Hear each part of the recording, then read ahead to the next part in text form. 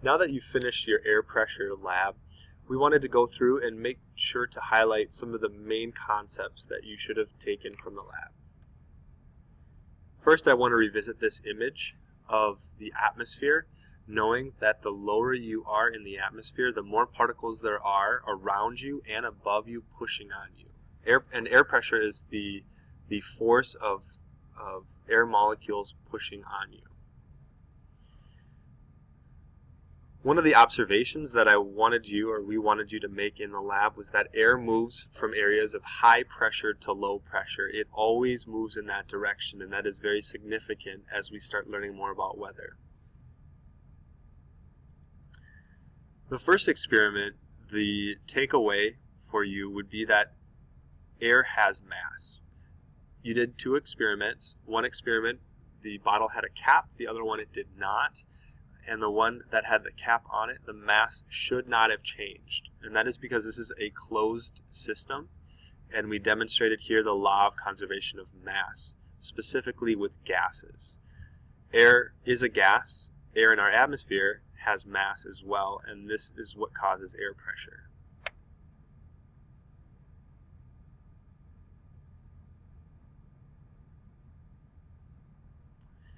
We then wanted to apply air pressure to temperature.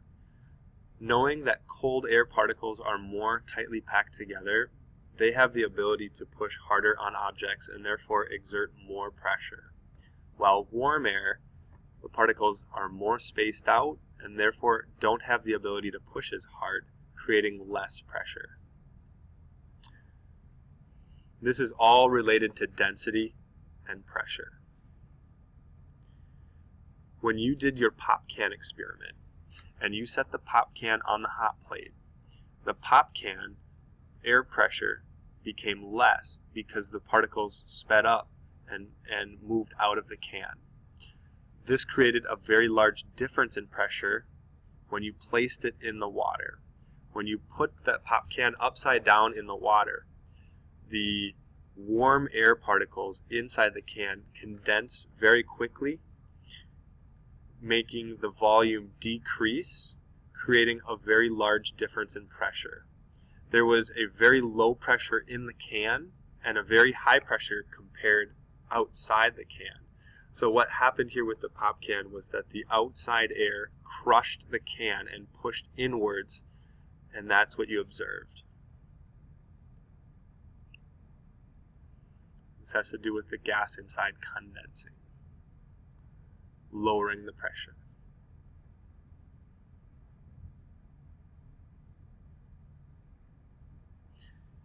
In this next experiment with the candle and the jar over it, when the flame used up the gas oxygen that was inside of it, it turned it into condensation of water vapor inside the jar.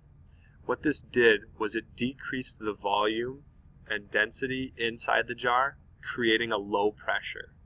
And as we're observing, things like to move, air in particular, likes to move from high pressure to low pressure. So that what happened was the outside air pushed down on the water and pushed air up inside the jar until the pressure became equal.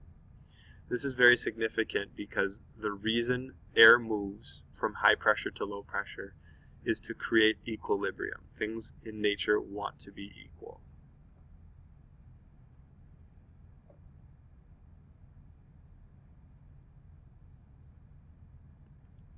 My favorite experiment was the egg in the bottle.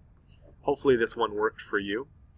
There was a flame inside the bottle, and the flame used up the gas, the oxygen gas, and again formed condensation. So what happened is the decreased volume created a lower pressure in the bottle, and if there's a difference in pressure inside the bottle compared to outside the bottle, the outside air pushed the egg into the bottle in an attempt to find equilibrium. The egg was pushed in the bottle by the outside air. It was not sucked in the bottle.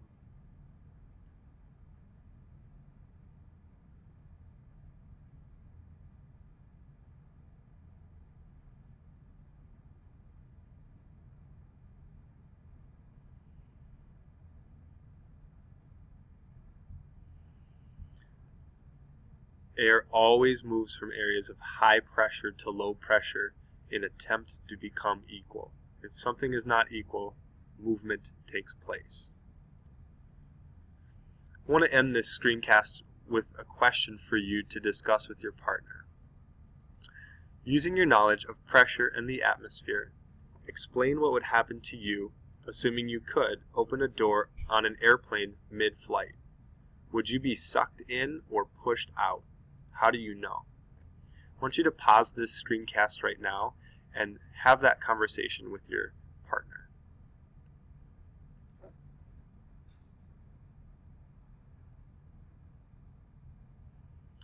Now that you've had time to discuss this question, I want to share with you my thoughts.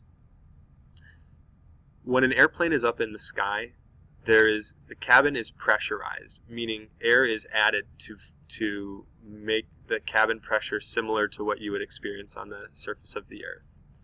High up in the atmosphere, as we've been taking a look, the air pressure is low.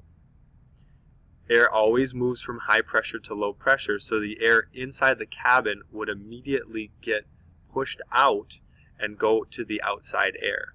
So the answer to this question is you would be pushed out of the airplane as air moved from inside the high pressure plane to the outside air.